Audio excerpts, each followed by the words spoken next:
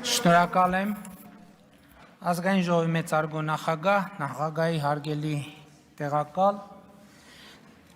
եւ բացակա տեղակալ նույնպես հարգելի ազգային ժողովի հարգելի պատգամավորներ, կառավարության հարգելի անդամներ, հարգելի ներկաներ, սիրելի ժողովուրդ։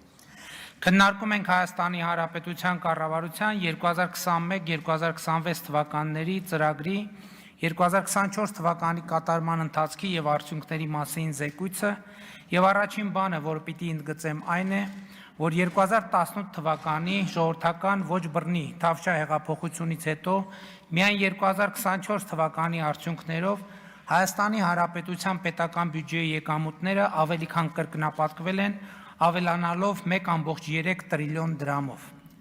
Սա այսօրվա փոխարժեքով ավելի քան 3.3 միլիարդ դոլար է, այսինքն հեղափոխությունից հետո միայն 2024 թվականին Հայաստանի պետական բյուջե մուտք է եղել հավելյալ 3.3 միլիարդ դոլար։ Պետք է ընդգծել, որ ժողովրդական ոչ բռնի Թավշյա հեղափոխությանը նախորդող տարիներին նույնպես Հայաստանի պետական բյուջեի եկամուտները աճ ունեցել են եւ սա որևէ մեկը չի կարող ժխտել։ Բայց 2018 թվականի հեղափոխությունը բյուջեի աճին նոր տեմպ է տվել ու բոլոր միջինացված թվերը հանած միայն հեղափոխության բերած տեմպի շնորհիվ Հայաստանի Հանրապետության պետական բյուջե 2018-ից 2024 թվականը լրացուցիչ մուտք է եղել ավելի քան 1 տրիլիոն 684 միլիարդ դրամ կամ 4.2 միլիարդ դոլար։ Սա կրկնում եմ այն գումարն է, որ պետական բյուջե մուտք է եղել նախորդող շրջանի, մասնավորապես 2011-2017 թվականների բյուջեի աճի միջինացված թվերից ավել։ Այսինքն, յետհեղափոխական 7 տարիների ընթացքում Հայաստանի Հանրապետության պետական բյուջե մուտք է եղել հավելյալ 4.2 միլիարդ դոլար։ Եվ սա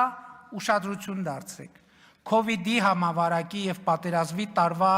ներառմամբ եւ այս թվի մեջ բնականաբար չի ներառված պետական պարտքը չի հաշվառվում ընդհանրապես որպես պետական բյուջեի եկամուտ։ Այս թվի մեջ չեմ ներառել նաեւ Հայաստան համահայկական հիմնադրամի կողմից 2020 թվականին պետական բյուջեին փոխանցված գումարները։ Այսինքն խոսքը բյուջեի մաքուր հեղափոխական եկամտի մասին է։ Սա ասում եմ նաև այն քննադատություններին ի պատասխան, թե մեր կառավարությունը հեղափոխությամբ եկավ իշխանության եւ մոռացավ թալանածը ետ բերելու խոստումը։ Բայց 4.2 միլիարդ դոլարը օդից է ընկել, սիրելի ժողովուրդ, հարգելի ներկաներ, որտեղից այս 4.2 միլիարդ դոլարը։ Թալանվածը ետ բերելու համար նախ պետք է հասկանալ թալանվածի տեղը եւ թալանի մեխանիզմը, որն առաջին հերթին ստվերային տնտեսությունն է, արհեստական մենաշնորհները, հարկերից խուսափելը։ Եվ այս երևույթների դեմ պայքարում է ձևավորվել վերը նշված հավելյալ, կրկնում եմ, լրացուցիչ, հեղափոխության բերած 4.2 միլիարդ դոլար բյուջետային եկամուտը։ Պետք է խոստովանեմ, որ թալանվածը ետ բերելու, հանցագործներին պատժելու հեղափոխական օրակարգը մոռացության մատնելը մեր հասցեին ամենահաճախ հնչող մեղադրանքն ու քննադատությունն է։ Բայց ուզում եմ միանգամից ասել, որ կտրականապես մերժում եմ այդ քննադատությունը հետևյալ պատճառաբանությամբ։ 2018 թվականի ժողովրդական ոչ բռնի Թավշյա հեղափոխությունը այո տվել է թալանվածը ետ բերելու, հանցագործներին պատժելու խոստում։ Բայց հեղափոխությունը եւ անձամբ ես խոստացել ենք նաեւ, որ հեղափոխության հաղթանակից հետո Հայաստանում վենդետաներ չեն լինելու, որ Հայաստանը լինելու է օրենքի եւ իրավունքի գերակայության երկիր։ Ուրեմն ինչպես ենք համատեղելու այդ թվում է իրար հակասող օրակարգերը։ Իրականում օրակարգերը իրար չեն հակասում եւ մենք հենց այդ օրակարգերի իրակցմամբ ենք զբաղված եղել եւ շարունակում ենք դրանով զբաղվել, այն է բացառել վենդետաները, վերադարձնել թալանվածը, պատժել հանցագործներին եւ Հայաստանի Հանրապետությունը չդարձնել բեսպրեդելի սև խորշ աշխարհի քարտեզի վրա, այլ ընդհակառակը օրենքի գերակայությունը դարձնել անշրջելի եւ ինստիտուցիոնալ։ Սա հարցի իրավաքաղաքական եւ բարոյական կողմն է, բայց կա նաեւ գործնական կողմը։ Խնդիրն այն է, որ ինչպես ասել եմ բազմիցս, թալանվածը պահեստավորված չէ մի կոնկրետ հասցեում, որ գնաս բարձես բեռնատարները եւ վերադարձնես։ Թալանվածը տեղաբաշխված է տարբեր տեղերում, տարբեր ձևերով։ Երբեմն դա Հայաստանում է, երբեմն արտերկրում, երբեմն մեզ հայտնի անձանց անունով է, երբեմն մեզ լրիվ անծանոթ դրածո անձանց անունով, երբեմն անշարժ գույք է, երբեմն գումար, երբեմն արվեստի գործ, երբեմն բաժնետոմս, երբեմն գոհացված է անհատից, երբեմն կառավարությունից, երբեմն համայնքից, երբեմն իրավաբանական անձից։ Երբեմն օտարված է երրորդ անձի, որը բարեխիղճ ձեռքբերող է եւ կապ չունի թալանի եւ կոռուպցիոն սխեմաների հետ, շուկայում տեսել է իրեն հետաքրքրող ապրանք եւ օրինական կերպով պարզապես գնել։ Ինչ ենք մենք արել ուրեմն։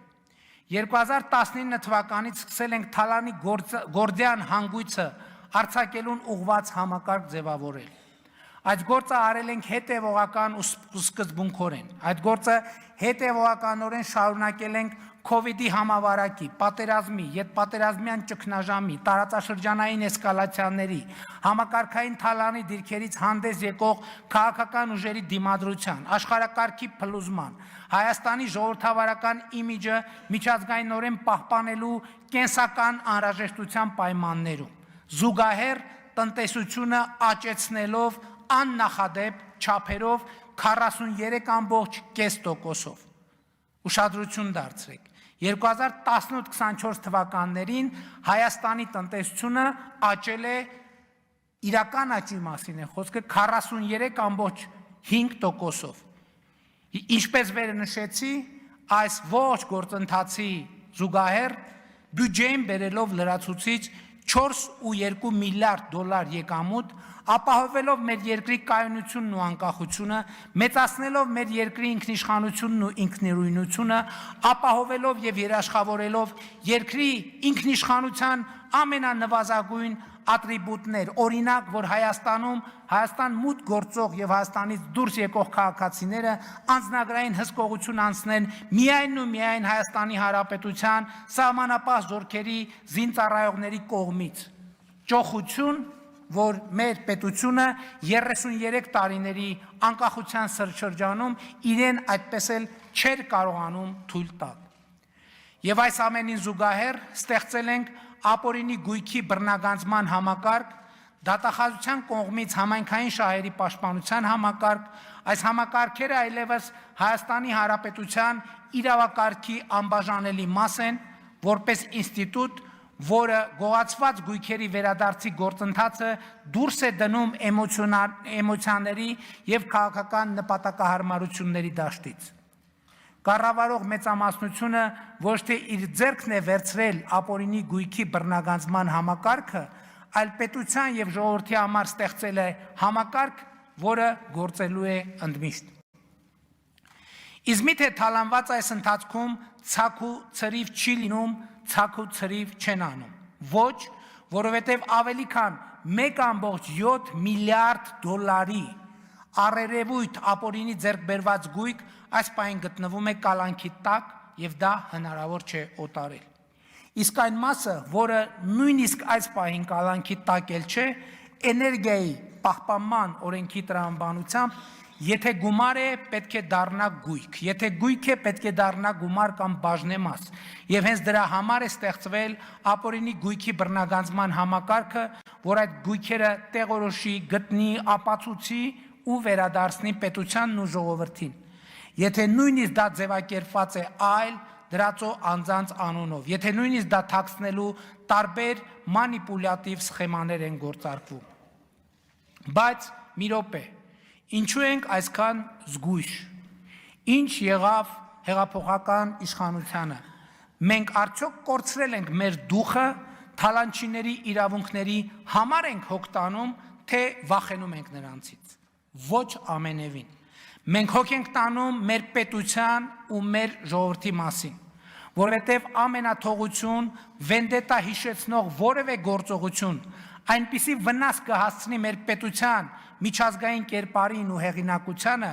տնտեսությանն ու ներդրումային միջավայրին, որ նույնիսկ տասնյակ միլիարդավոր դոլարներով հնարավոր չի լինի այդ վնասը վերականգնել։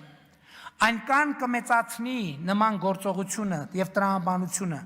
արտաքին անվտանգության մեր առանց այն էլ արկա խոցելիությունները, որ նման ճանապարհով գնալը կնշանակեր գործել ընդդեմ պետական շահի։ Մենք չենք գնում այդ ճանապարհով եւ իրականացնում ենք հեղափոխության ժամանակ մեր տված վենդետա չիրականացնելու, օրենքի եւ իրավունքի գերակայություն հաստատելու, Հայաստանը օրենքի եւ օրինականության երկիր դարձնելու եւ թալանվածը վերադարձնելու մեր խոստումները։ Մենք պաշտպանում ենք մեր ժողովրդի իրավունքը, որ թացը չորի հետ չխառնվի, որ որևէ անմեղ մարդ բանտում չհայտնվի, որ արդարություն ու արդարադատություն լինի երկրում եւ ոչ թե վրեժ կամ հաշվեհարդար։ Նաեւ այն պատճառով, որ մեր ժողովուրդը չի սիրել եւ չի սիրում բռնություն։ Մեր ժողովուրդը չի սիրել եւ չի սիրում ամենաթողություն։ Մեր ժողովուրդը չի սիրել եւ չի սիրում անարդարություն։ Իսկ ինչ կասեմ արդարության եւ արդարադատության մասին։ Միթե այստեղ մենք հասել ենք այն կետին, որ ուզում ենք հասնել եւ որն էր այդ կետը։ Իսկ մեր երազանքի կետն այն էր եւ շարունակում է մնալ այն, որ Հայաստանի Հանրապետությունում արդարադատությունը նշանակի արդարություն ու պետք է խոստովանել, որ չենք հասել այս կետին։ Այստեղ կանխատեսում եմ արդեն իսկ ավանդակատ դարձած քննադատությունը, թե մենք բաց ենք թողել դատավորների վետինգի հնարավորությունը։ Այս քննադատությունը իրականում տեղին չէ երկու պատճառով։ Նախ, ժողովրդական ոչ բռնի թավշյա հեղափոխության ժամանակ մենք պարտավորվել ենք, որ բոլոր պաշտոնյաները պետք է նոր Հայաստանում դրսևորվելու, իրենց ուժերը ներդնելու շանս ունենան եւ ճշգրիտ հավատանի մենք մնացել այդ խոստումին։ Եվ հետո Հայաստանում այսօր գործող դատավորների կազմը մոտավորապես 60%-ով նշանակվել է 2018 թվականից հետո։ Նաեւ չմոռանանք, որ մենք բառից բուն իմաստով 0-ից նոր հակակոռուպցիոն դատարան ենք ստեղծել 3 առաջին ատյանի վերաքննիչ եւ վճռաբեկ դատարաններով։ Բայց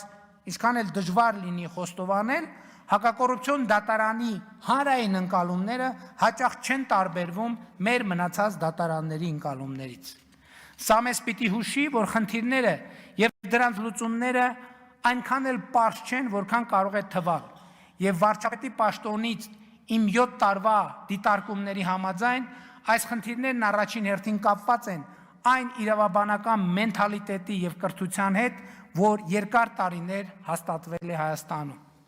Իսկ այդ մենթալիտետի համաձայն արդարադատությունը միշտ չէ, որ արդարություն է։ Այդ մենթալիտետի համաձայն արդարադատությունը երբեմն, ոչ միշտ, բայց երբեմն կարող է նմանվել տերովին տերն է տարել, անտերին գելը, հին ժողովրդական առածին եւ անհեթեթորեն ձգվող դատավարությունները սրա թերևս ամենավառ օրինակն են։ Այդ մենթալիտետի համաձայն արդարադատությունը կարող է հասանելի լինել միայն էլիտար փոքրիկ խմբակի եւ դրա մեջ տարօրինակ ոչինչ չկա։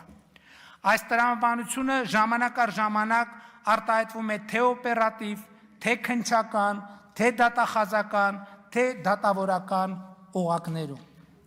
Ամոթ է արդյոք 7 տարի վարչապետի պաշտոնը զբաղեցրած մարդու կողմից նման խոստովանություն անելը։ Իրականում կամաչեի նման խոստովանություն անել, եթե առավելագույնը առաջ չլինեի նման վիճակ չունենալու համար, սկսած դատարանների շրջափակումից, վերջացրած դատաիրավական համակարգերում աշխատավարձերի շատերի կողմից անտրամաբանական համարվող բարձրացումից, շարունակած ամենատարբեր հնարավոր եւ անհնար կադրային փոփոխություններից ու ինստիտուցիոնալ բարեփոխումներից։ Բայց նշանակում է իմ ասածն արդյոք արձանագրում, որ Հայաստանում չի եղել, չկա ու չի լինելու արդարություն, ոչ ամենևին։ Իմ ասածը նշանակում է վճռականության վերահաստատում, որ արկա իրավիճակի հետ համակերպվելուց հրաժարվում ենք եւ հրաժարվելու ենք, որ անկախ եւ արդար դատական համակարգ ունենալու նպատակը պետք է իրագործվի միանշանակ եւ աներկբա, բայց սրա համար նախ պետք է հասկանալ, ախտորոշել եւ լուծել խնդիրները եւ այս ճանապարհին լինել սկզբունքային եւ հետեւողական։ Եվ ուրախ եմ արձանագրել, որ դատաիրավական համակարգում կան բազմաթիվ մարդիկ, դատավորներ, դատախազներ, քննիչներ, օպերատիվ աշխատողներ, ովքեր վերը նշված օրակարգը իրենց անձնականն են համարում եւ պիտի աներկբա ասեն, որ այդ մարդիկ ունեն ժողովրդի, նրա ներկայացուցիչ քաղաքական մեծամասնության եւ կառավարության աջակցությունը։ Եվ այդ աջակցությունը պետք է արտահայտվի ինստիտուցիոնալ խնդիրները հասկանալով եւ դրանց լուծում փնտրելով։ Երբեմն մտածում եմ, որ արդարության եւ արդարադատության միջև առկա ճեղքի մասին ընկալումներն ու իրականությունը կարող են կապված լինել նաեւ այն խնդրի հետ, որ մենք մեր կառուցակարգերով մեր դատական համակարգը էականորեն հեռացրել ենք ժողովրդից, ըստ էության կտրելով նրան ինքնիշխանի,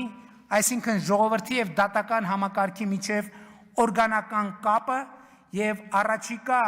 նոր սահմանադրության ընդունման համատեքստում մենք լրջորեն պետք է քննարկենք երդվյալ ատենակալների ինստիտուտի ներդրման հնարավորությունը։ Ես գիտեմ եւ հարգում եմ բոլոր այն փաստարկները, թե փոքր երկրում, որտեղ բոլորը բոլորին ճանաչում են, խնամի ծանոթ բարեկամ կապերը շատ ուժեղ են, երդվյալ ատենակալների ինստիտուտի ներդրման պարագայում մենք կարող ենք կանգնել արդարադատության չիրականացման խնդրի առաջ, բայց նախ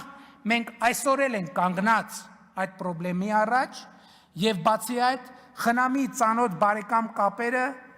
ինչպես եւ որքան կգործեն երդվյալ ատենակալների դեպքում նույնքան գործում են այսօր օպերատիվ աշխատողի, քննիչի, դատախազի, դատավորի դեպքում։ Ինչու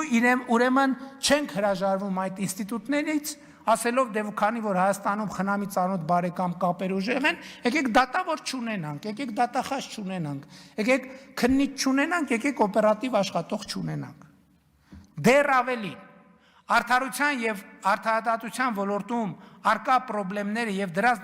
նկատմամբ մարդկանց վերաբերմունքը երբեմն այնպիսի տպավորություն են ստեղծում, թե ինչ որ այլ տեղերից այլ մարդիկ են եկել եւ մեր նկատմամբ անարդարություններ են գործում։ Այդպես չէ, այդ մարդիկ մեր մանկապարտեզի, դպրոցի, բուհի, աշխատավարձի, բակի, շենքի մարդիկ են,